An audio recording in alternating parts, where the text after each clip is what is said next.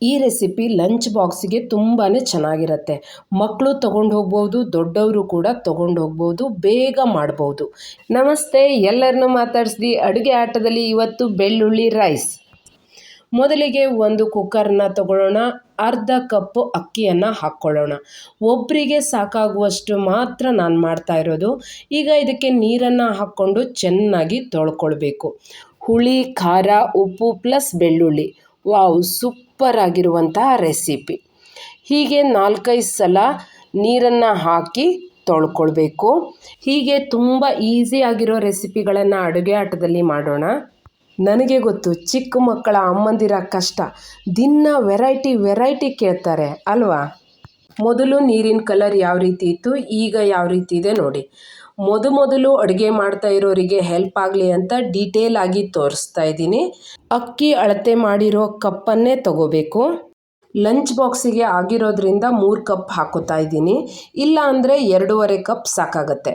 ತಣದ ಮೇಲೆ ಗಟ್ಟಿ ಆಗಿಬಿಡುತ್ತಲ್ಲ, ಅದಕ್ಕೆ ಸ್ವಲ್ಪ ನೀರು ಹೆಚ್ಚಿಗೆ ಹಾಕ್ಕೊಂಡೆ. ಹಾಗೆ ಒಂದು ಅರ್ಧ ಚಮಚ ಎಣ್ಣೆಯನ್ನು ಹಾಕಿ, ಅನ್ನ ಅಂಟ್ಕೊಳ್ಳಲ್ಲ ಅದಕ್ಕೆ. ಮುಚ್ಚಳ ಮುಚ್ಚಿ ಒಲೆ ಮೇಲೆ ಇಟ್ಕೊಳ್ಳಿ.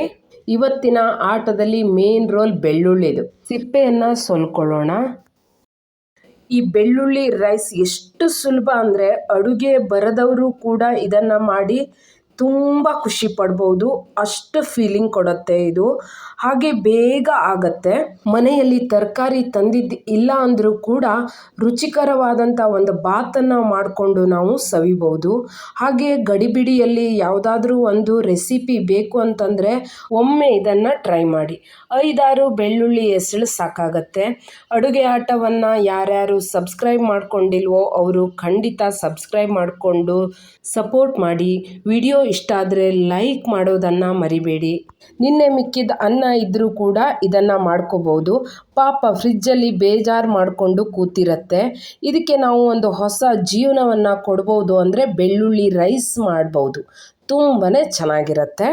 ಹಾಗೆ ಇದನ್ನು ಈಗ ಚಿಕ್ಕದಾಗಿ ನಾವೇನು ಮಾಡ್ಕೋಬೇಕು, ಜಜ್ಕೋಬೇಕು. ತುಂಬ ಏನು ಪೇಸ್ಟ್ ಆಗಬೇಕು ಅಂತಿಲ್ಲ. ತರಿ ಓಕೆ, ಆದರೆ ತುಂಬ ತರಿನೂ ಇರಬಾರ್ದು. ಇಷ್ಟು ಸಾಕಾಗತ್ತೆ ನೋಡಿ. ದೊಡ್ಡ ಪೀಸ್ಗಳಿಲ್ಲ, ಆ ರೀತಿ ಇದನ್ನು ಜಜ್ಕೋಬೇಕು. ಹಾಗೆ ಸ್ವಲ್ಪ ಕೊತ್ತಂಬರಿ ಸೊಪ್ಪನ್ನು ತಗೊಳ್ಳಿ. ಇದಕ್ಕೆ ಅಲಂಕಾರ ಮಾಡಲಿಕ್ಕೆ ಅಷ್ಟೇ, ಇದು ಬೇಕಂತಿಲ್ಲ, ಇದ್ರೆ ಚೆನ್ನಾಗಿರುತ್ತೆ. ಹಾಗೆ ನೋಡಿ, ಈಗ ಸೀಟಿ ಹೊಡಿತು. ಇದು 3 ವಿಸಿಲ್ ಹಾಕ್ಕೊಳ್ಳಿ. 2 ಇದ್ರೂ ಓಕೆ. ನಾನು 3 ಹಾಕ್ಕೊಂಡೆ, ಯಾಕೆ ಅಂದರೆ ಲಂಚ್ ಬಾಕ್ಸಿಗೆ ಅಂತ ಹೇಳಿದ್ನಲ್ಲ ಅದಕ್ಕೆ. ಹಾಗೆ ಒಂದು ಬಾಣಲೆಗೆ ಒಂದು 3-4 ಚಮಚ ಎಣ್ಣೆಯನ್ನು ಹಾಕ್ಕೊಳ್ಳಿ. ಹಾಗೆ ಇದಕ್ಕೆ ಈಗ ಅರ್ಧ ಚಮಚ ಮೆಣಸಿನ ಪುಡಿಯನ್ನು ಹಾಕ್ಕೊಳ್ಳಿ. ಜಾಸ್ತಿ ಬೇಕಾದರೆ ಜಾಸ್ತಿ ಹಾಕ್ಕೊಳ್ಳಿ. ಇದು ಬಿಸಿ ಆಗ್ತಾ ಇದ್ದಾಗೆ ಈಗ ಜಜ್ಜಿಕೊಂಡಂತಹ ಬೆಳ್ಳುಳ್ಳಿಯನ್ನು ಹಾಕ್ಕೊಳ್ಳಿ. ಇಲ್ಲ ನೀವು ಇದಕ್ಕೆ ಗೋಡಂಬಿಯನ್ನು ಹಾಕ್ಕೋಬಹುದು, ಶೇಂಗಾವನ್ನು ಕೂಡ ಹಾಕ್ಕೋಬಹುದು, ಚೆನ್ನಾಗಿರುತ್ತೆ. ಇದಿಷ್ಟರಲ್ಲೇ ಕೂಡ ಎಂಥ ಟೇಸ್ಟ್ ಆಗಿರುತ್ತೆ ಅಂದರೆ ನೀವು ಕಲ್ಪನೆ ಕೂಡ ಮಾಡ್ಕೊಳ್ಳಿಕ್ಕೆ ಸಾಧ್ಯವೇ ಇಲ್ಲ, ಅಷ್ಟು ಚೆನ್ನಾಗಿರುತ್ತೆ. ಬೆಳ್ಳುಳ್ಳಿ ಕಬಾಬ್ ಫೇಮಸ್ ಆಗಿತ್ತಲ್ಲ, ಅದೇ ರೀತಿ ಇದು ಕೂಡ ತುಂಬಾ ಚೆನ್ನಾಗಿರುತ್ತೆ. ರುಚಿಗೆ ತಕ್ಕಷ್ಟು ಉಪ್ಪನ್ನು ಹಾಕ್ಕೊಳ್ಳಿ. ನೋಡಿ, ಈಗ ಆರಿದೆ. ಇದನ್ನು ಓಪನ್ ಮಾಡ್ಕೊಳ್ಳೋಣ. ನೋಡಿ ಎಷ್ಟು ಚೆನ್ನಾಗಿದೆ, ಬಿಸಿ ಹಾಗೆ ಇದೆ. ಬ್ಯಾಚುಲರ್ಸ್ ಕೂಡ ಇದನ್ನು ಮಾಡ್ಕೋಬೋದು. ತುಂಬ ಈಸಿ. ಎಷ್ಟು ಬೇಗ ಆಗತ್ತೆ ಅಂದರೆ ತುಂಬಾ ಬೇಗ ಆಗತ್ತೆ. ಒಂದು ಅರ್ಧ ಲಿಂಬು ಹಣ್ಣನ್ನು ನಾನು ಇದಕ್ಕೆ ಆ್ಯಡ್ ಮಾಡ್ತಾ ಇದ್ದೀನಿ.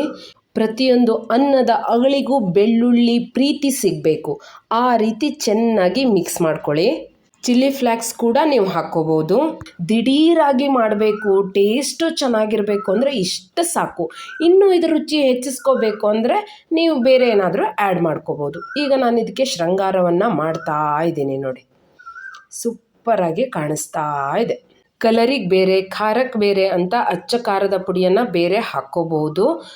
ಹೀಗೆ ಹೊಸ ರುಚಿಗಳನ್ನು ನಾವು ಅಡುಗೆ ಆಟದಲ್ಲಿ ಮಾಡ್ತಾ ಇರೋಣ. ಮತ್ತೊಮ್ಮೆ ಭೇಟಿಯಾಗೋಣ. ಧನ್ಯವಾದಗಳು.